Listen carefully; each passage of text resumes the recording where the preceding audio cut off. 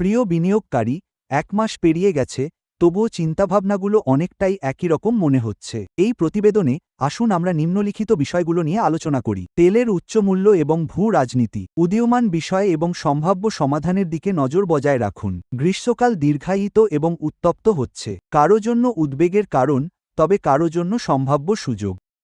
AI ২০২৬ এবং ২০২৭ সালে মূলধনী ব্যয় বাড়াতে পারে, যদিও তা ২০২৫ এর তুলনায় ধীর গতিতে হবে। ২০২৭ সালে সফটওয়্যার ডেলিভারি শুরু হতে পারে। অন্যান্য ভারতীয় সম্পদ শ্রেণীর তুলনায় ভারতীয় ইকুইটির দৃষ্টিভঙ্গি, এটি আলফা এবং মূল ঝুঁকির জন্য উপযুক্ত সময় হিসেবেই রয়ে গেছে। তেলের উচ্চমূল্য এবং ভূ রাজনীতি নতুন বিষয় তৈরি করা সমাধানের দিকে নজর রাখছে। মধ্যপ্রাচ্য সংঘাতের সমাধানের প্রত্যাশা জাগানোর পর শত্রুতা আবার বেড়ে গেছে। যাই হোক, হরমুজ প্রণালীতে জাহাজ চলাচল উল্লেখযোগ্যভাবে ভালো পর্যায়ে রয়েছে এবং এটি তেলের দাম ব্যারেল প্রতি $85 আশেপাশে রেখেছে। শত্রুতা কমে গেলে তেলের দাম সহনীয় হতে পারে। তেলের মূল্যবৃদ্ধি থেকে দেশকে রক্ষা করার একটি উপায় হল সৌর, বায়ু, কয়লা, বায়োমাস, বীজ ইত্যাদির মতো অভ্যন্তরীণ জ্বালানি উৎস দিয়ে বিদ্যুতায়ন করা। বিগত সময়ে আমরা সোলার সেলের জন্য ALM-2 চালু হতে দেখেছি। কোল বেড মিথেন প্রকল্প এবং ইথানল মিশ্রিত পেট্রোলের ওপর জোর দেওয়া হচ্ছে। ডিজেলের বায়োব্লেন্ডও উঠে আসছে। এছাড়া বিশ্বে দুটি বড় যুদ্ধ চলায় অনেক দেশ তা থেকে শিক্ষা নিচ্ছে এবং তারা তাদের প্রতিরক্ষা প্রস্তুতি জোরদার অব্যাহত রাখতে পারে। এটি দীর্ঘস্থায়ী প্রতিরক্ষা ব্যয় একটি নতুন পর্যায়ে শুরু করতে পারে। অপরিশোধিত তেলের আয় এবং সরকার তাদের নগদ প্রবাহ নিয়ে ইতিবাচক বোধ করায় প্রতিরক্ষা খাতের অর্ডার গতি পেতে পারে। অপরিশোধিত তেলের উচ্চমূল্য বৈদেশিক মুদ্রার ভাণ্ডার কমিয়ে দিচ্ছে। মুদ্রার মান দুর্বল হয়েছে। বৈদেশিক মুদ্রার চাপ আমদানি বিকল্প এবং অভ্যন্তরীণ উৎপাদন সক্ষমতা উন্নত করার দিকে মনোযোগ আকর্ষণ করছে। আমরা গত সময়ে ইলেকট্রনিক উপাদান উৎপাদনের ওপর নীতি কার্যকর হতে দেখেছি। একইভাবে, ব্যাটারি দেশীয়করণের ওপরও একটি নীতি আনা হতে পারে। এই পদক্ষেপগুলো এই খাতে দেশীয় খেলোয়াড়দের প্রবৃদ্ধি সমর্থন করতে পারে। বৈদেশিক মুদ্রার মজুত স্তর মনোযোগ আকর্ষণ করেছে। NRI আমানত প্রকল্প বৈদেশিক মুদ্রার প্রবাহকে সমর্থন করতে পারে, যা এই বিষয়ে কিছু উদ্বেগ নিরসনে সাহায্য করতে পারে। গ্রীষ্মকাল দীর্ঘায়িত এবং উত্তপ্ত হচ্ছে, কারো জন্য উদ্বেগের কারণ কিন্তু কারো জন্য সম্ভাব্য সুযোগ। মুদ্রাস্ফীতি সরকারি অর্থায়নে সাহায্য করতে পারে। ভারত বিশ্বের তৃতীয় বৃহত্তম বিদ্যুৎ বাজার। জুন মাসে তাপমাত্রা বৃদ্ধি এবং বিলম্বিত বর্ষার কারণে মূল বিদ্যুতের চাহিদা বছরে 11% বৃদ্ধি পেয়েছে, যার মধ্যে 29 জুন 23% এবং 30 জুন 21% চাহিদা বৃদ্ধির রেকর্ড দেখা গেছে। যাই হোক, 265 গিগাওয়াটের সর্বোচ্চ চাহিদা 26 মের 270.8 গিগাওয়াটের চেয়ে কম ছিল। শক্তিশালী সৌরবিদ্যুৎ সংযোজন দিনের বেলায় কম দামে সর্বোচ্চ চাহিদা মেটাতে সাহায্য করছে। ভারতের 2026 সালের খরিফ ফসল বপন গত বছরের তুলনায় প্রায় 6% পিছিয়ে রয়েছে। জুলাইয়ের মাঝামাঝি পর্যন্ত মোট আবাদি জমির পরিমাণ 531.25 লক্ষ হেক্টর। এই ঘাটতির কারণ হল 23% বৃষ্টিপাতের অভাব এবং এল নিনোর উদ্ভূত পরিস্থিতি। ঝুঁকি কমাতে সরকার খরাপ্রবণ এলাকার কৃষকদের বাজরা, ভুট্টা এবং মুগ ডালের মতো স্বল্প মেয়াদী ও কম জলসাশ্রয়ী ফসল চাষে উৎসাহিত করছে।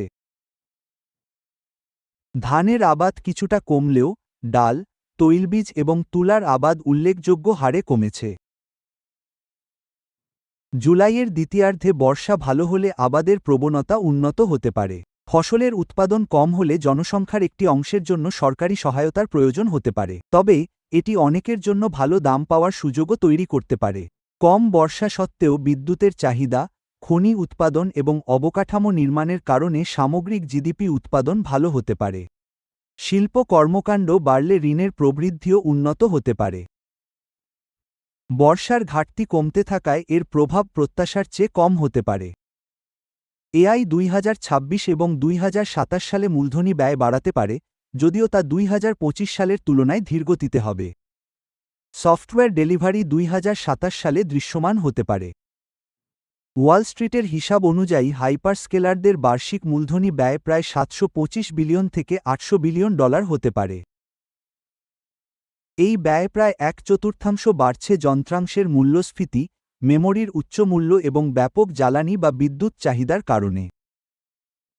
চিপ নির্মাতা, অপটিক্যাল যন্ত্রাংশ প্রস্তুতকারক, এনার্জি গ্রিড সরবরাহকারী এবং ডেটা সেন্টার নির্মাণকারী প্রতিষ্ঠানগুলো এই মূলধনের সিংহভাগ দখল করে আছে। 2027 সালের দৃষ্টিভঙ্গি কেবল হার্ডওয়্যার সংগ্রহের পরিবর্তে কর্পোরেট মুনাফা এবং কার্যক্ষমতা বৃদ্ধির দিকে বেশি মনোযোগী। কিছু বাজারের প্রাক্কলন অনুযায়ী মোট মূলধনী ব্যয় $1 ট্রিলিয়ন ছাড়িয়ে যেতে পারে এবং কিছু পূর্বাভাসে বিনিয়োগ $1.25 ট্রিলিয়ন থেকে $1.4 ট্রিলিয়ন পর্যন্ত হতে পারে। চলমান প্রাক্কলন অনুযায়ী সামগ্রিক নামমাত্র ব্যয় প্রবৃদ্ধির হার 2026 সালের 70% থেকে কমে 2027 সালে প্রায় 25% নেমে আসতে পারে, কারণ অবকাঠামো ব্যয় মাত্রা প্রযুক্তি জায়ান্টদের সাময়িকভাবে ঋণাত্মক ফ্রি ক্যাশ ফ্লো এর দিকে ঠেলে দিতে পারে। কিছু বাজার অংশগ্রহণকারী 2027 সালকে এআই বিনিয়োগের বাস্তব মূল্য ও রিটার্ন দেখানোর একটি গুরুত্বপূর্ণ সময় হিসেবে বিবেচনা করছেন। ভারতীয় কোম্পানিগুলো, বিশেষ করে বহুজাতিক কোম্পানির অঙ্গপ্রতিষ্ঠানগুলো নেটওয়ার্কিং জেনারেটর, গ্যাসভিত্তিক বিদ্যুৎ ইত্যাদি ক্ষেত্রে ডেটা সেন্টারের চাহিদার একটি অংশ পূরণ করতে পারে। কিছু দেশীয় কোম্পানিও ট্রান্সফরমার ও জেনারেটরের মতো ক্ষেত্রে অর্ডার পেয়েছে। ভারতীয় কোম্পানিগুলো অপটিক ফাইবার, কেবল এবং বৈদ্যুতিক তারের ক্ষেত্রে বিশ্বব্যাপী প্রাসঙ্গিক। এছাড়া ভারতীয় সফটওয়্যার কোম্পানিগুলো এআই সম্পর্কিত কাজের বৃদ্ধি দেখতে পারে, যা প্রতিষ্ঠানগুলোকে কেনা হার্ডওয়্যার থেকে কার্যক্ষমতা অর্জনে সহায়তা করবে।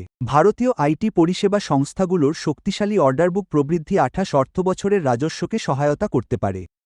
অন্যান্য ভারতীয় সম্পদ শ্রেণীর তুলনায় ভারতীয় ইকুইটি দীর্ঘমেয়াদী সুযোগ প্রদান অব্যাহত রাখতে পারে। এখনও আলফা অর্জনের সময় অব্যাহত রয়েছে। বিগত সময় নিম্নমুখী পারফরম্যান্সের কারণে ভারতের ভ্যালুয়েশন সংশোধন হয়েছে এবং ইমার্জিং মার্কেট ইকুইটির তুলনায় আমাদের প্রিমিয়াম 10 বছরের মধ্যে সর্বনিম্ন পর্যায়ে রয়েছে।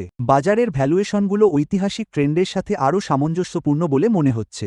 ব্যাংক এবং আইটি, লার্জ ক্যাপ সূচকের দুটি প্রধান ক্ষেত্র বড় ধরনের সংশোধনের সম্মুখীন হয়েছে। যদিও আমরা উচ্চ প্রবৃদ্ধিশীল ক্ষেত্রগুলোকে প্রাধান্য দিই, তবুও ভ্যালু ইনভেস্টরদের কাছে এই ক্ষেত্রগুলো আকর্ষণীয় হওয়া উচিত।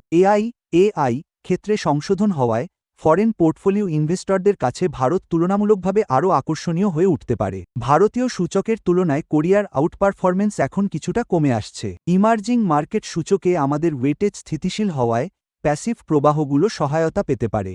আমরা বিক্রির তীব্রতা হ্রাস পেতে দেখেছি, তবে নেট প্রবাহের দৃষ্টিভঙ্গি এখনও অনিশ্চিত।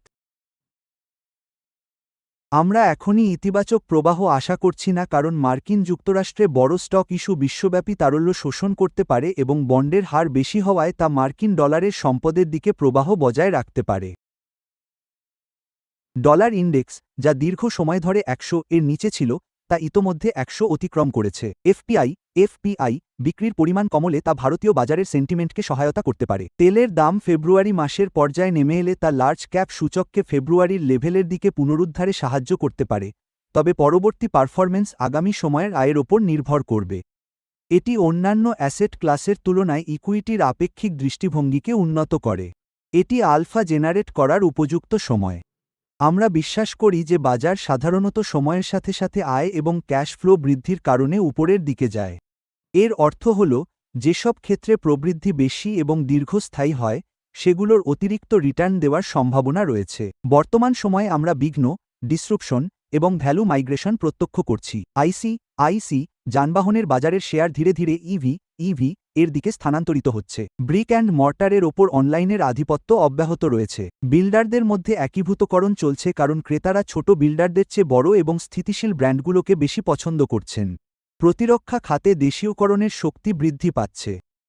নবায়নযোগ্য শক্তি বিইএসএস এবং ইভি খাতে ক্রমাগত নীতিগত সহায়তা পাওয়া যাচ্ছে, যা প্রথাগত কয়লা ও তেলভিত্তিক বিদ্যুতের তুলনায় এই খাতগুলোর প্রবৃদ্ধিকে সহায়তা করতে পারে। কিছু ভ্যালু মাইগ্রেশন ক্ষেত্র সম্ভবত তাদের গতি হারাচ্ছে। উদাহরণস্বরূপ, দীর্ঘ সময় ধরে বেসরকারি খাতের ব্যাংকগুলো পিএসইউ ব্যাংকগুলোর চেয়ে বেশি মার্কেট শেয়ার পাচ্ছিল। এই গতি এখন ধীর হয়ে গেছে। একইভাবে আইটি অফশোরিং মুভমেন্ট এখন তার পরিপক্ক পর্যায়ে রয়েছে। এআই প্রথাগত সফটওয়্যার তৈরির পদ্ধতিকে বদলে দিচ্ছে, পাশাপাশি বিদ্যুৎ উৎপাদন এবং ডেটা সেন্টারের জন্য ইতিবাচক গতি প্রদান করছে। বিঘ্নের এই পর্যায়ের সুবিধাভোগীরা সফটওয়্যার এবং বেসরকারি ব্যাংকের মতো উচ্চ প্রবৃদ্ধি এবং দীর্ঘস্থায়িত্বের সংমিশ্রণ প্রদর্শন করতে পারে এবং ভালো ফলাফল দিতে পারে। প্রধান ঝুঁকির মধ্যে রয়েছে তেলের দাম বৃদ্ধি এবং বড় আকারের ইকুইটি ফান্ড রাইজিং, যা সেকেন্ডারি মার্কেটের পারফরম্যান্সের ওপর চাপ সৃষ্টি করতে পারে। ধন্যবাদ। আপনার বিনিয়োগ আনন্দদায়ক হোক এবং ভালো সময় অব্যাহত থাকুক। মিউচুয়াল ফান্ড বিনিয়োগ বাজারগত ঝুঁকির সাপেক্ষে। স্কিম সম্পর্কিত সমস্ত নথি সাবধানে পড়ুন।